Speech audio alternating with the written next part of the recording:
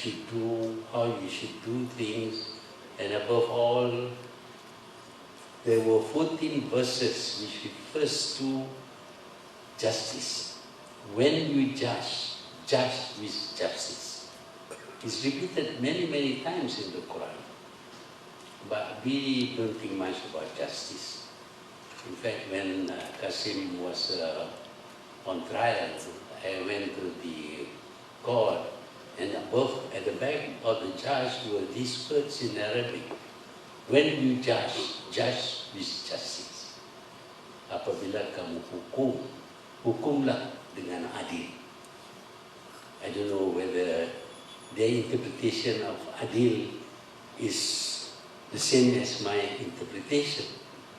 For example, they say that if a woman commits adultery, or if a woman is raped, she knows who raped her, but she could not produce 4 witnesses of good character.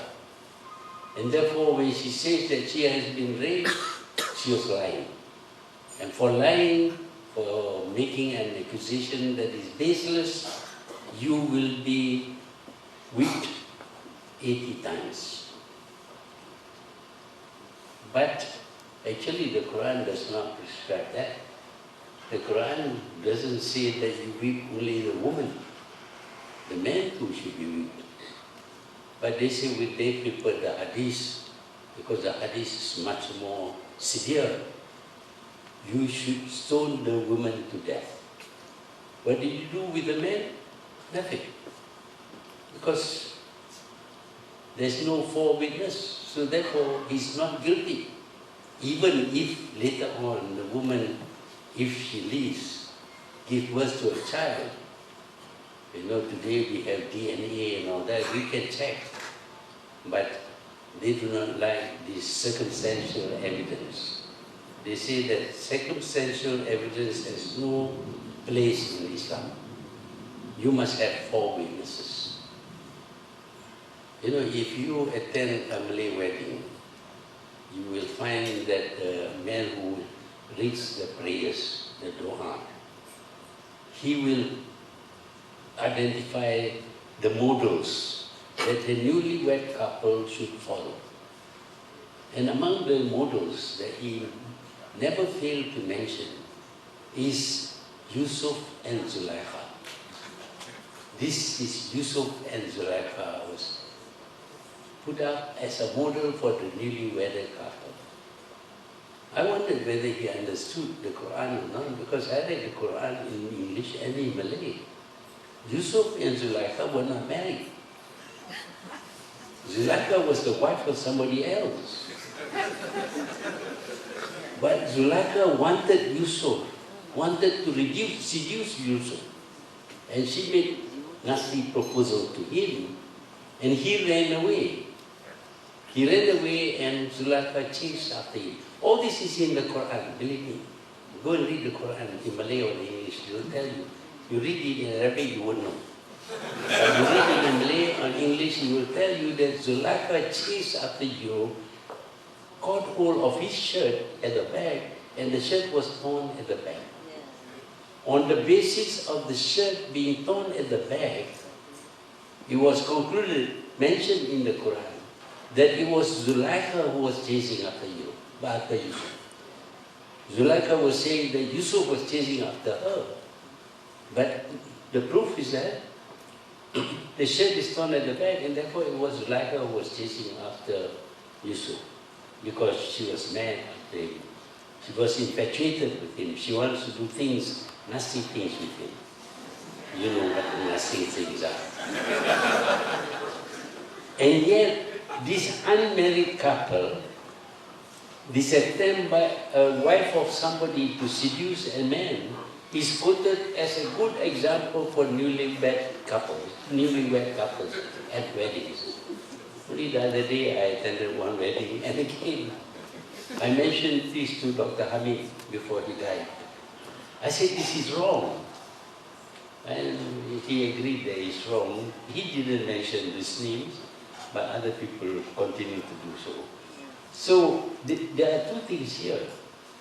that you learn nothing from the Quran unless you translate it into Malay or English or any language that you understand. But they say that if it is in Malay or English, it is not the Quran. True, it is not the Quran. But how can you understand the Quran unless it is translated into a language that you understand? So even if it is not the Quran, but this is the meaning of the Quran, you have to accept that. But they say, well, you don't understand Arabic, therefore your interpretation of this verse is wrong. This chapter is wrong. I don't think I'm wrong, because I read many different Qurans by different people to find out whether the verses are the same or not. I feel that if in 3 separate Qurans they are the same, then they must be the correct translation. But this particular verse tells us, number one, that you can pass judgment based on circumstantial evidence. You don't have to have 4 witnesses. But nobody dares to say this. You know, if I say this to our religious people, they will say, there's something wrong with me. I'm not a good Muslim. I'm a bad Muslim. But the truth is that it's in the Quran that circumstantial evidence can also be used to determine the rights and wrongs of anything. But they insist that you must have 4 witnesses, and that's why they want to introduce the hudud laws, so that they can stone the woman to death. You know, the man, of course, is okay, because he's man. This is very wrong. And yet, if you try to correct, they tell you that you are not qualified. Why? Because you cannot speak, you don't study religion, and you have no knowledge about Arabic. So there are many things in the Quran which teaches us a lot, but which are not taught to young children, for example, in schools. Today, of course, children don't get much teaching about religion from their parents, because both father and mother would be working. Very little quality time spent with the children. The children learn all about religion from his mother-paid plan. That is why it goes wrong most of the time. But schools should take over from there, because schools should teach the real meanings of the Quran and the religion. But I asked people, what do they teach you in the schools? They said, well, it's all about how to perform certain rituals. It's all about what you cannot do. Very little about what you can do. That is what is taught in school. And so these people grew up having a skewed idea of what religion is all about. So there is a need for us to read the Quran and rethink about the interpretations that has been made. Of course, people like me and Zahid are not qualified, but those who are qualified should be honest enough to translate the Quran properly. Before I end this speech of mine, I'd like to refer to some of the mistakes they made. When I was a boy, it is considered as wrong. The fatwa is that it is wrong to carry the janazah, the dead body, on a motorized vehicle, because this is the invention of the devil. You know, the Christians in the West. Also, you cannot use electricity in a mosque. You can only use dian or lampu minyak. But now, of course, nobody cares about that. Nobody cares. Also, there was a ban on portraits and things like that. You cannot have portraits because this is forbidden. But today, how do you ban portraits? Everybody has his portraits made on his IC card, for example. Even me, Aziz, has his picture taken everywhere. What is important in Islam is that you don't worship the word portrait or the sculpture or anything. That is not your God.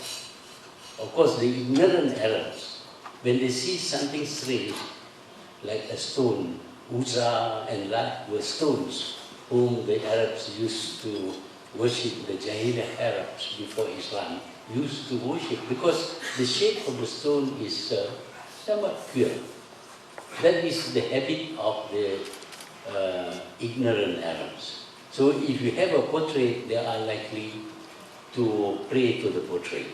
But today, I think Muslims are not likely to put a portrait there and then pray to him as God. We don't know the shape of God even. So, as long as you don't pray to it, I think it is not wrong. It's not wrong even to have a sculpture, provided you don't go and put things in front, flowers there, and do that to the portrait. I think it's okay. But of course, it is something that in Malaysia today, portraits are all right, but no statues. Tunku Brahman created a very bad example. That's why, as Prime Minister, I couldn't have my statue. It's a great disappointment for a Prime Minister. No 40-foot statue of myself. So that people can do that.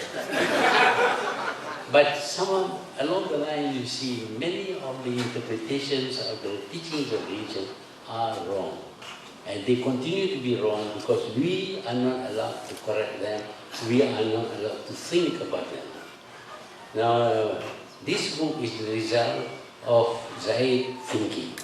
Very wrong to do. Don't think, just accept. That is your religion.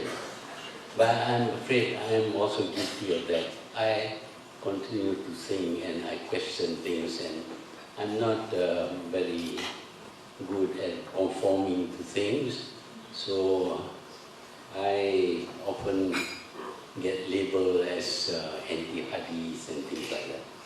But then, anyway, I think we should all read the Quran in a language we understand. Believe me, you will get good guidance as to how life should be, what ad-din is, what the religion is about, the way of life of a Muslim. If you only follow the Quran, today the Muslims would be very, very well advanced in the sciences, in everything. They would be able to govern themselves. They would be united. They wouldn't be fighting against each other. And they will be looked up to as a people of peace. They are supposed to be the people who will bring peace because their religion is about peace. So, I don't know, I haven't read this book fully, I just glanced through, and I hope that by reading this book, people may have some different ideas about what Islam is all about, because the Islamization process in Malaysia is going ahead. They're trying to find everything that is not Islamic enough so that we can ban them. See, so life will become more and more difficult because we don't follow the teachings of Islam, we follow the teachings of the Ustad. Don't question him. You know, when I go and give talks like this, people ask questions. There is a question and answer session. But when they preach on Islam, you don't ask questions, you just accept. So that's the way it is today, and this is an attempt to break the mold, and I hope Zaid will have some success selling his books and make a lot of money. It's not wrong.